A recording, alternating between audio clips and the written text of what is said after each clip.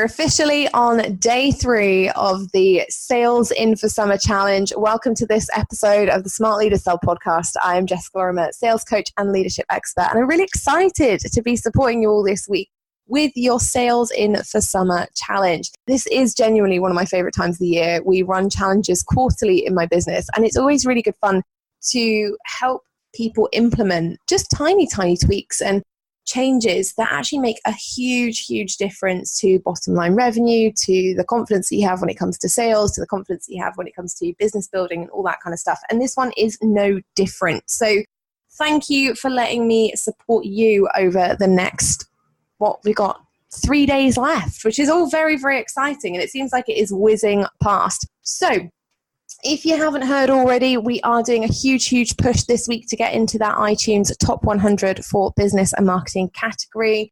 I will be doing a whole episode on the podcast about why we're doing that, about the methods and the things that we've tried over the last couple of weeks to make that happen. So if you are somebody who is a regular poddy and you would like to support us in our big, hairy, scary goal to get onto that iTunes top 100 list, please make sure that you hit the download button, that you hit the subscribe button, that you share the podcast with your friends if you enjoy it and you think it would be useful for them, and also that you leave us a review, because all of those things count apparently to the iTunes gods. And we're trying to really impress them at the moment. So any little 5-minute bits that you could do to help would be hugely appreciated. And obviously there will be a down and dirty episode all about the things that we've tried, how they've worked, and whether or not we actually managed to achieve it. Terrifying times. So today's activity, for those of you who are following along with the challenge, which hopefully is everyone who is listening, very exciting times, is all about your content. Okay, so if you are listening to this episode in full, expect that you're going to get a very exciting episode about how you can sell while you're not actually even doing anything, while you're chilling on your sun lounger. If you are somebody who's like, Jess, I just want the activity, I'm ready to rock and roll, then the activity for you, my friend, is to go over to the podcast episode in the show notes, all about content creation and how you can create super quick content in minutes and map out enough sales content for the time that you are going to be out of the business over the summer. Okay, so just to reiterate that, the task for you is to map out the content that you are going to create. And literally, if you listen to that episode, it's going to take you minutes, the sales content that you're going to create, so that when you are sitting, chilling on your beach, chilling with your glass of Prosecco, your content is going out there and making money and generating leads for you so that you don't have to do anything. Okay. I want to save you time this summer. So all you need to do is list out your kind of content ideas in the Facebook group. Please don't worry about competition here. Really, it's very, the Facebook group that we have, I'm very fortunate to have an incredibly honest community who are very transparent. Ideas do not get stolen during challenge times. That's just something that we have like an unwritten code of conduct, and that's one of those things. So make sure that you go out, that you map out your content. You tell us what kind of content are you going to be creating? What kind of sales content will you create that you think is going to bring you the maximum amount of revenue while you're actually just chilling somewhere on a beach? And if you want my help and advice, if you want to ask questions about what you think title-wise, about how you're going to drive traffic to that content, about where I think would be best for you to put it so that people can see it, so you can make the maximum amount of money, please ask away. Use the hashtag SalesInForSummer, because points equals prizes. And obviously, the more points you get, the bigger the prize that you are in to win at the end of the week. Okay, so that is the task for today. So if you are an absolute whiz kid, you're feeling like I'm ready to rock and roll, you just need to hit the link in the show notes for that particular content creation episode. Go into the Facebook group, map out the content that you're going to create, the sales content that you're going to create, so that when you are on a beach, when you're with the kids, when you're with your in-laws, doing whatever you're doing, something is going out there and it's making money for you. And you can just put in the headlines or the pitch ideas or whatever. You don't actually have to write all of the content. That would take a little bit longer than 15 minutes. But it's just for you to know that you're getting my eyes on your ideas, and so that you can have qualified ideas that you can take forward that you know are going to work. However, if you're somebody who's like, actually, Jess, I'd kind of like to get a grip on what you're actually talking about here and how this content is going to sell stuff for me and what I'm really going to be doing for it, and does sound like a lot of work to be creating a lot of content in advance, do not fear. That is what we're going to be covering in today's episode. I'm going to be talking to you all about the right content to create and how you can repurpose it so that actually makes your life a ton easier, saves you a ton of time, and makes you maximum revenue while you are off doing the things you really, really want to be doing. Okay, so let's dive in. At this point, I have seen numerous Facebook ads over the last 4 years that I've been in business that are basically people building their businesses from the Bahamas. I am very jealous, okay? Quite frankly, I'm very jealous of these people who are picture perfect, who are building their businesses from, beaches. They're drinking martinis. They've got those cute little cocktail umbrellas in their drinks. And I'm very jealous of them, not because they're doing it from the beach. I live right next to a beach. We go on holiday fairly regularly, that kind of thing. But because they never seem to get sand in their laptop keys. Now, as somebody who, when I went to Lanzarote a couple of years ago, or it might have been last year, actually, I think it was last year, went to Lanzarote, sat on a sun lounger, realised just how windy Lanzarote is as an island. And so, I did have a day where I kind of sat there with my laptop. I was feeling quite inspired. And I was writing some blogs and stuff, and the wind just kept blowing like tons, literally tons of black sand into my laptop key, slowly driving me insane, and meaning that every 5 to 8 minutes, I was having to literally turn my laptop upside down whilst, silently screaming because I didn't want to disturb all the other holiday makers. What the F is wrong with this kind of picture? And it was at that point I realized that some of the people who I'd seen Facebook ads from were either lying or they have some kind of secret laptop sand repellent that I'm not aware of. So if you are somebody who sells that laptop sand repellent, please let me know, get in contact. I'm desperate for some of the stuff because it was driving me absolutely insane. Has had the positive effect that I don't even take my laptop on holiday anymore. So, you win some, you lose some. Nevertheless, just because you are heading to the beach, to the Bahamas, to your in-laws, dealing with kids all summer, it doesn't mean that you can obviously just drop off the face of the earth when it comes to running a business. The frustrating thing about running an online business and running any business really is that people do expect you to be around.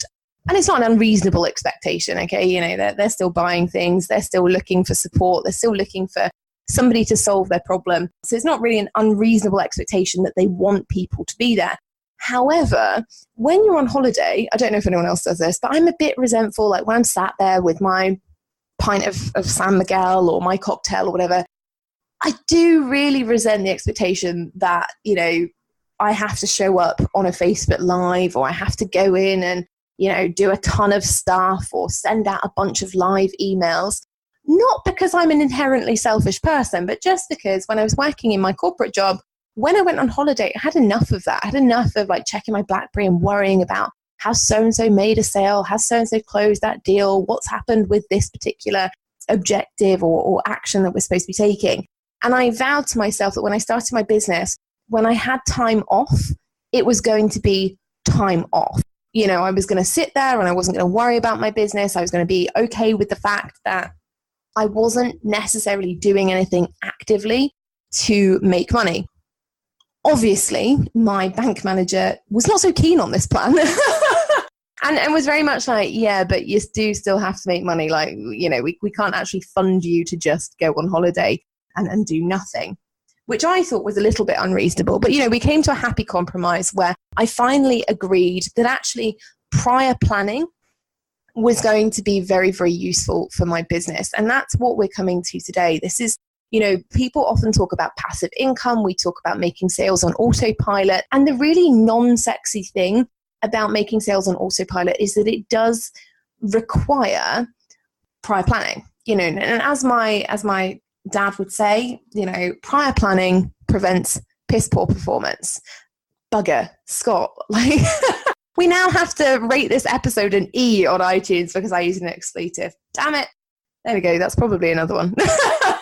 But that's what my dad would say. And, it's a very, very astute saying. It's something that I actually have on my whiteboard because I am not inherently, even though I am very good at structuring things, I'm not the best planner in the world. I sometimes really resent planning and I really resent creating forward content because I'm like, but I like doing things live and I like being in the moment, and actually I just can't be bothered, if I'm totally honest. However, when we talked on Monday about having time over summer, and when we talked on Tuesday about what your summer business model actually looks like, for me, summer is different. It does require prior planning.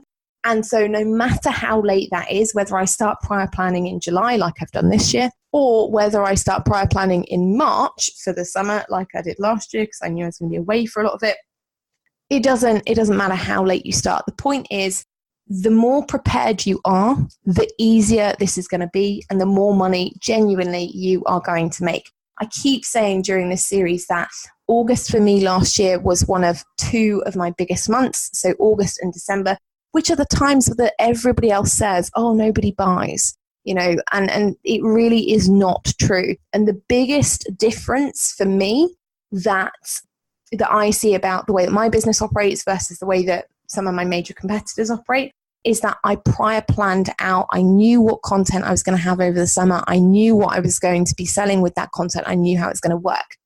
So what I want you to do is I want you to have a think about the types of content that you are going to need to have in place over this summer so that you can achieve 3 things. Okay. 1, what kind of content do you need to have this summer that's going to keep your existing community covered?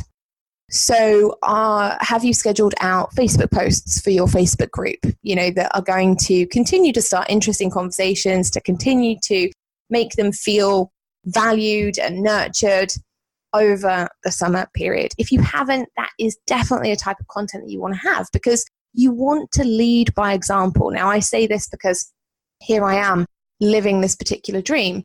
I've recorded this in advance. It's going out to you guys. I'm getting to interact live in the Facebook group all week, which is amazing, but actually is going to take far less of my time than if I sat down and tried to record this podcast episode like every morning, then tried to get it out to you in an email that I had to write that day, then try to go ahead and interact in the Facebook group. Like, all of that would take me an awful lot of time. Because I've done it in advance, I'm being able to keep my community feeling nurtured, feeling warm and fuzzy, hopefully, doing interesting things and really making an impact to them at a time when you need it, when you need to know that, yes, you can be making money this summer. Yes, it doesn't have to be as complicated as you think it might be, but that is allowing me to spend the time that I am not hanging out in the Facebook group, helping Sam with DIY, going out for lunch, and doing the things that we would normally be doing on the first week of our summer holiday. Okay, so think about that as your first kind of type of content. What is the content that you are going to create today, this week, or for the time that you have allotted to work on your business over the next couple of weeks, that is going to keep your community covered, nurtured, feeling good about you for the summer, regardless of whether you're actually there live or not. Okay, so you might pre-record a few videos. You might batch record a few podcast episodes. I have just batch recorded 15. I feel your pain, okay? I'm having the entirety of August off. In some ways, that's fantastic. In other ways, I'm like, oh God, 15 episodes, really? So please don't worry about the impending sense of doom of, oh God, no, I've actually got to go and create that. Instead, think about, keeping your community covered doesn't have to mean lots and lots and lots of original content. We're going to start talking about repurposing here. Keeping your community covered can be recording one podcast episode, turning it into a blog, making sure that blog is set out in an automated email that's going to go out a couple of times over the summer. That will make your community feel warm, nurtured, fuzzy, and, get you visible, just the same as if you did it live anyway. Okay, so I want you to really start thinking about, how can I be lazy here? How can I make this easy on myself? How can I work smarter, not harder? Now, the second type of content I want you to be thinking about creating for this summer is content that is going to help you continue to generate leads, right? What content are you going to be putting out or scheduling out this summer that is going to help you continue to generate leads? So I don't know about you, but I have a bunch of opt-ins that I've spent a bunch of time creating that genuinely really are useful and helpful for the people who download them. So this summer, I have scheduled that out. I've scheduled these opt-ins to go out on Twitter. We've scheduled them to go out onto the podcast show notes.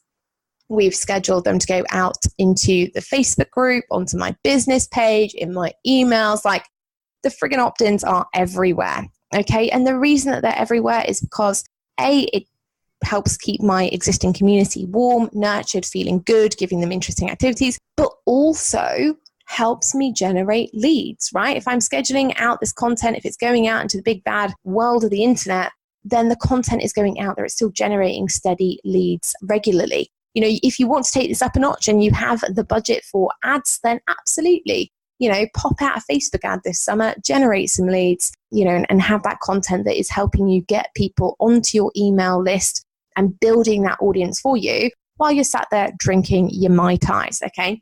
Equally, if you're somebody who's like, Jess, I have no money for Facebook ads, please don't panic. You don't need to have ads, okay? You can do exactly what I'm doing. I'm not putting out any ads over the summer, right? Not for lead generation. You can literally just, like I said, schedule it to your business page, schedule it to Twitter, schedule it to whatever platforms you're on, Pinterest, whatever, you know, and have it out there that's going out regularly all summer, and it will cost you the price of a content scheduler, okay? It's honestly not expensive, will do wonders for you when you come back in September and you're like, wow, my list increased by, you know, 100 people, 150 people, 1,000 people. That really, really boosts your confidence. It gives you a really warm audience that you can go away, that you can be getting to know, and that ultimately can be buying your stuff in Q4. Woo woo. Now, the third type of content that I want you to think about, obviously, is sales. You know, how can we make hay while the sun, hopefully, is shining? At the time of recording this, I'm recording obviously during the biggest heat wave the UK has seen since 1976. So I'm kind of hoping that it's going to stay quite nice, quite warm for the few weeks that I'm actually on holiday. That would be lovely. So, you know, think about where your sales posts and your sales content is going to be interspersed. Are you going to be running an automated launch for anything? You know, and if you are, have you written out your emails? Have you written out your social media posts? Are you repurposing your sales content? You know, if you're writing a tweet that's selling something, are you repurposing that tweet to Instagram, to your business page? Are you putting that in as many places as you can to help you get as many sales as possible? Again, without you having to create tons and tons of content. Now, the way that I do this, I lay out in the content creation podcast episode that I talked about at the beginning of this particular episode. So if you want to go and listen to that, you want to know how I create tons, like literally 6 months of content in 10, 15 minutes, please go and listen to that episode. That walks you through the exact process that I use and talks a lot more in depth about content creation and about, you know, how you can do it, what types of content you want to be looking at, and gives you ideas and examples from my business that you can actually use. If you're like, no, I don't want to listen to that, that's fine. It's another like 30 minutes. So it takes a bit more time out of the day. If you don't want to listen to that, what I want you to think about is having 5 pieces of content so 5 core pieces of content that you can repurpose. All right. So, you know, that means having a podcast episode that you turn into a blog, that you turn into a few tweets, that you turn into a couple of emails.